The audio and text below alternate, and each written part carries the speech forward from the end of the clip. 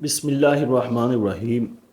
اسلام نے رشتہ داروں کے ساتھ پیار اور محبت کے ساتھ رہنے کا درس دیا ہے۔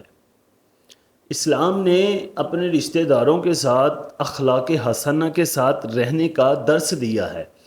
اسلام یہ بھی کہتا ہے کہ اگر رشتہ دار تمہیں کوئی تکلیف دیں، کوئی تنگ کریں، تو تم پھر بھی صبر کرنا، کہ نبی کریم صلی اللہ تعالیٰ علیہ وآلہ وسلم نے فرمایا سل من قطع، تو جوڑ اس کے ساتھ جو تجھ سے توڑے۔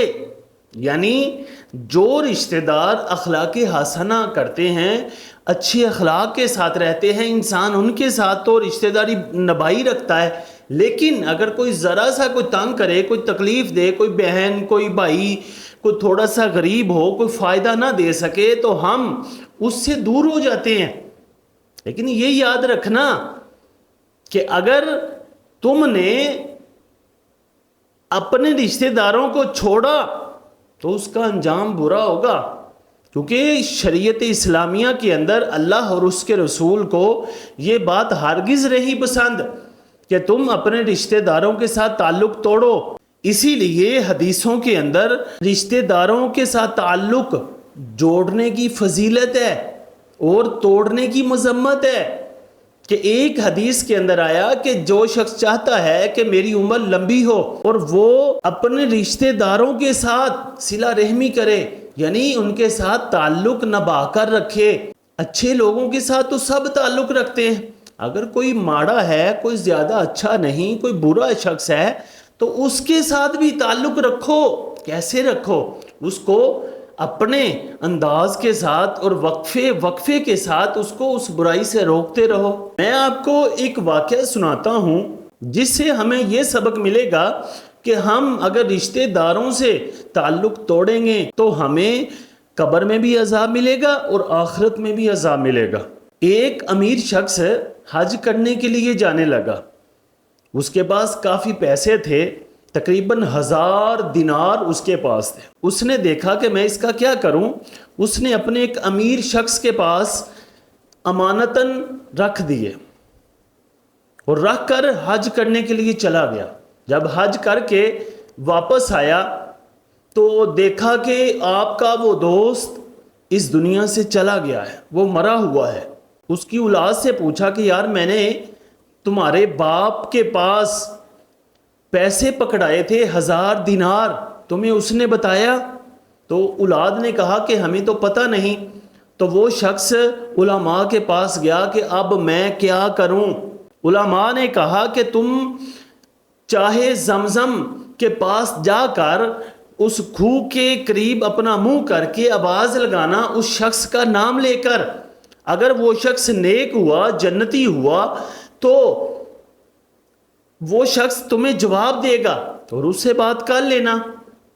تو وہ شخص اب زمزم کے کھوہ کے پاس گیا اور اس نے اس شخص کا نام لے کر آواز دی، لیکن آواز نہ آئی۔ وہ شخص علماء کے پاس پھر آیا اور اس نے سارا ماجرا بتایا کہ میں نے آواز دی، آگے سے آواز نہ آئی۔ اور علماء نے تو یہاں تک کہا تھا کہ اگر وہ شخص یہاں ہوا تو پہلی آواز میں ہی تمہیں جواب دے دے گا۔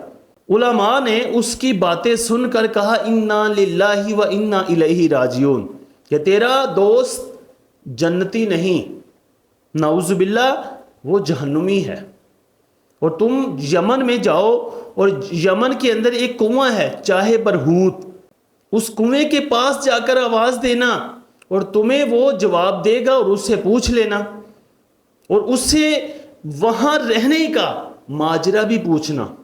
اور یہاں میں آپ کو رک کر ایک بات بتاتا ہوں کہ علماء نے اس کو یہ کیوں کہا کہ چاہے زمزم پہ جا یا چاہے برہوت پہ جا، کیونکہ جو نیک لوگ ہوتے ہیں ان کی روحیں چاہے زمزم یا اعلی علیین میں ہوتی ہیں، اور جو برے لوگ ہوتے ہیں، جہنمی لوگ ہوتے ہیں، گناہ گار ہوتے ہیں، ان کی روحیں چاہے برہوت یا کسی بری جگہ میں ہوتی ہیں۔ یہ علماء عقائد کی کتابوں میں لکھتے ہیں۔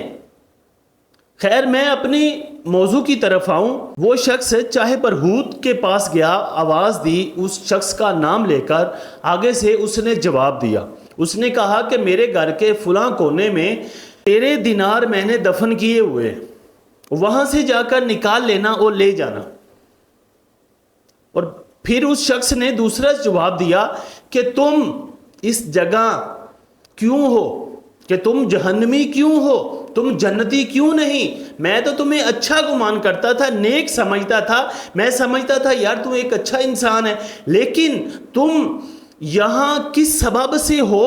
کون سا گناہ ایسا ہوا کہ تمہاری نیکیاں پس پشت ڈال دی گئی اور تمہیں تمہاری روح کو چاہے برہوت میں ڈالا گیا اور تمہیں بعد میں جہنم میں ڈالا جائے گا؟ اس شخص نے جو آگے سے جواب دیا وہ ہمیں سن کر آنکھیں کھول لینی چاہیے، اور کہا کہ میں نیک بھی تھا، پرہیزگار بھی تھا، لیکن ایک غلطی مجھ سے ہوئی زندگی میں، اور وہ غلطی یہ تھی کہ میری ایک بہن تھی، اور وہ میری بہن بہت ہی غریب تھی، اور میں نے اس کی غریبی کی وجہ سے اس سے قطع تلقی کر لی، کہ اس کے ساتھ تعلق نہ رکھا، کہ میں نے سوچا کہ اگر یہ میرے پاس آتی رہی تو میں اس پہ خرچ کروں گا، اس کو انعام و اکرام دینا پڑے گا، اس کی اولاد کو بھی کچھ نہ کچھ دینا پڑے گا، لہٰذا میں نے اپنی اس بہن سے تعلق توڑا۔ اس تعلق توڑنے کی وجہ سے مجھے یہ سزا ملی کہ میری روح کو چاہے برہوت میں رکھا گیا اور مجھے جہنم میں ڈالا جائے گا۔